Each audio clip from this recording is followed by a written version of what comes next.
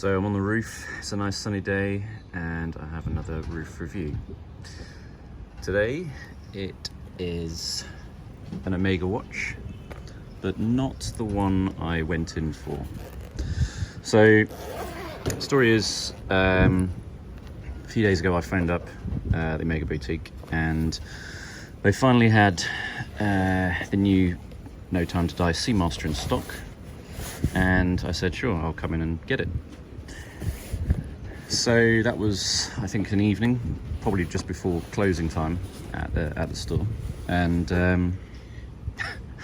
I went in the following morning to pick it up, and it had been sold, which was a bit frustrating. So the guy had said, you know, he's allocated it to me, and went in to collect it, pay for it, and they didn't have any more.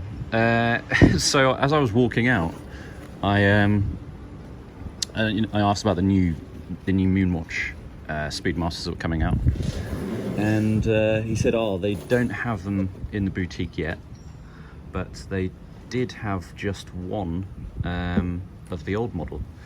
So here we are. I ended up with the 2020 Speedmaster. So a couple of things, I'll just open it up. The box is enormous. The new models won't actually, you know, come with this box. Apparently it's just a very, very small box. None of the tools or anything else inside. So why did I get this version instead of buying one of the old ones? So the old version have completely, in most places, a lot of the kind of dealers here in Singapore, Hourglass, Cortina Watch, they've all sold out of the old model. Apparently when the new one was released and this was discontinued, all of them kind of just sold out real quickly. So I thought, you know, there's massive price increase, and I think that's quite cheeky of Omega. You know, the fact that, you know, it's over £1,000 price increase just for the new model, and I really don't think that the changes, you know, warrant that price increase. So I thought, why pick one up now? So what we've got in the box. So there's the cards here, and a nice leather holder. There's a 5-year warranty on these. I haven't looked at any of these yet, so just operating instructions. So the box is massive. There's this big solid metal thing, logo. So open the watch up, sorry, the box up. Actually, have to take this out. Oh, there's actually more underneath as well. So in the base box there's a book. Oh, and I did opt to get the leather strap, or rather I had no choice because there was only the leather strap available. So what I'll do is you can just buy the straps extra. So I bought a NATO strap while I was there. That's going to take about 4 to 6 weeks to arrive, and I'll order a metal bracelet for the watch at some point as well. So this is what's in here? So a bit of a history about the Moonwatch. So the first Moonwatch was around, I think it was 1957. Yeah, 1957. You know, obviously, Omega have always marketed it as, you know, the only watch that's been on the moon.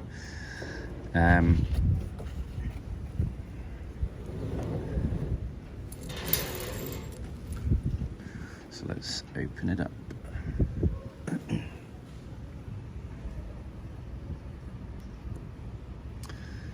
So it's a big box. So as you can see, there's the actual watch itself. In here, sorry about the wobble, it's very windy up here. There's like a little examination thing. Don't know what you'd use that for. There's tools here, there's NATO strap with Velcro. There's another black NATO strap. There's 4 replacement parts, and the tool for changing the strap.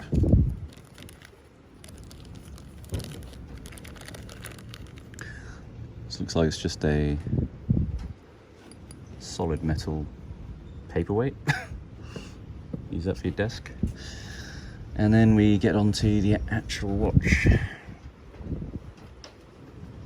That's tight.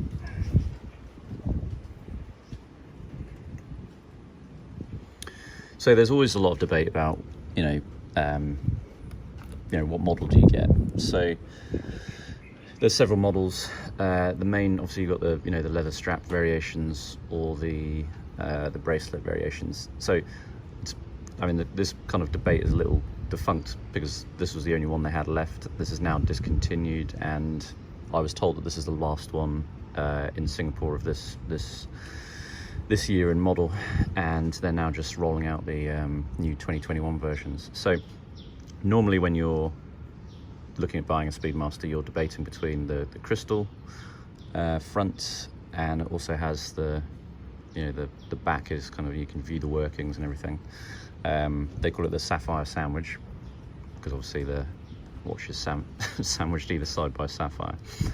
And then there's this version which has the Hesselite acrylic. So differences are that, yes, there's kind of pros and cons for each. So the more modern, you could say that the crystal version is, it's not going to scratch as easy. You've got the benefit of being able to see the back, and it's more durable. However, this is, if you're looking for the genuine version that went to the moon, that the astronauts wore, then this is the model to get. So yes, this will scratch much easier, but it's easy to replace. I asked them how much it would be, and they said, so it's about, I think it works out about £80 they do as a service, and that will replace the whole front. So in a disaster, that's not really going to bother me that much. If I ding it up over a few years period,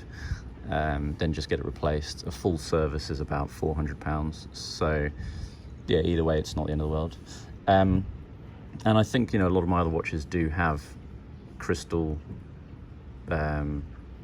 backs and fronts, so I thought it'd be, didn't see an issue, didn't really bother me. So you can see the back here is just, remove this off.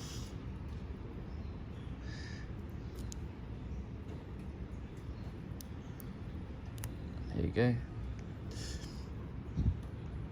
You can see it says the first watch worn on the moon. And I asked them how much the straps were. So to get a metal bracelet strap, it's also about, I think it was about £450. And they said that so the actual strap here is about, this is like £400 as well. So I was quite surprised at the cost. And NATO straps are pretty pricey. I mean, you can buy those, you can buy a NATO strap online for real cheap, and then put it on here instead of paying the premium of having the official Mega one. So this is a self-winding watch. I did, when I initially wound it, it stopped after about 3 hours. So clearly I wasn't winding it enough. So it's very easy to wind. It's wound now, but you kind of get to a kind of a tension point where you kind of realise you would be forcing it if you were winding it anymore. So yeah, it's quite unique. I mean, it's all my other watches. None of the other ones are winding, so they're all automatic. If I look at the tag I'm wearing, for example, the Monaco. So just take that off to compare it. There's also a crocodile strap. Oh, I totally forgot I can see the back on this one. So in terms of size, yeah, it's a 42mm.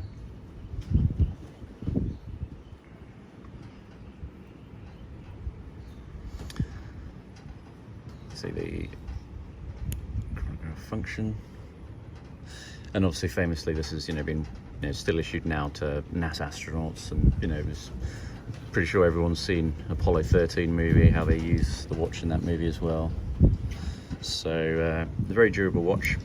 it's a unique piece of history. You know, it's very disappointing not to get the Bond watch, because that had been sold, but yeah, this is, you know, I think I was actually quite lucky. Maybe it worked out quite well. If this was the last piece, and you know, it would have been a giant price hike if I was looking to get the new model. So overall, very happy so far. It's nice addition to the collection, and I'll do another review when I get the metal bracelet in and the NATO strap. Thanks for watching.